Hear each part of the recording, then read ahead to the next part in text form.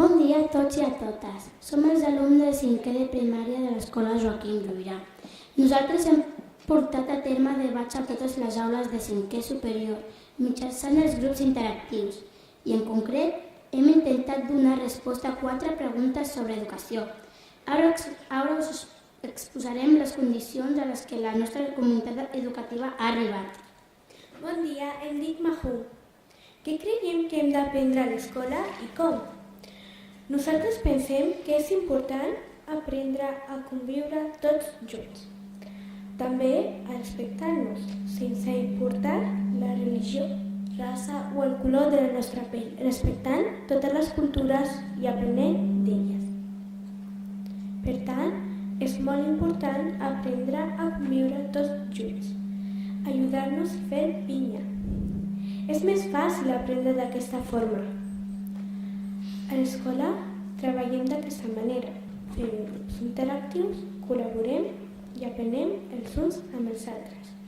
És molt divertit, ens ho passem bomba! Tots formem un gran equip. A més, els mestres, els voluntaris ens ajuden moltíssim. Pares, mares, exalumnes, mestres jubilats, tots formen part de la nostra escola. Fem servir les noves tecnologies, tenim tablets, portàtils i fins i tenim robots. Bon dia, em dic Justin. Per què pensem que és bo aprendre també a partir de les noves tecnologies? Pensem que també és bo aprendre a partir de les noves tecnologies perquè és divertit interactuar amb ordinadors, tablets, robots, etc. Ara, a l'escola, estem treballant les matemàtiques amb els daix amb do. Ens ho passem bomba i a sobre estem aprenent més que mai. El fet de treballar amb tablets, pivots, etc. fa que nosaltres estiguem més concentrats perquè ens agrada molt allò que estem fent i com estem fent. També podem treballar a partir de les noves tecnologies les mateixes activitats tant fitxes o amb la llibreta, com per exemple les taules de multiplicar. Però d'aquesta manera ajudem a conservar el medi ambient i evitem estar en arbres per fer fonts. Amb els anys hem anat aprenent més de les noves tecnologies i això ara ens permet poder accedir ràpidament a molta informació a través dels ordinadors. A més, tot el que aprenguem ara ens servirà pel nostre futur, on pensem que hi haurà més tecnologia que ara i haurem d'estar ben preparats. Bon dia, em dic Xirin. És important que l'espai i l'escola treballin conjuntament? En què ens afavoreix? Nosaltres pensem que és molt important que l'espai col·labori amb l'escola, perquè els monitors fan molt bona feina. Ajuden els pares, fan activitats que a l'escola no es poden fer. Ens ajuden a fer els grups interactius i fins i tot ens ajuden a compartir, tenir empatia i ser respectuosos. És que l'espai és com una petita escola. També ens va bé perquè podem conèixer nous amics i jugar a diferents esports. És una gran sort tenir més gent que es preocupi per nosaltres i pel nostre futur.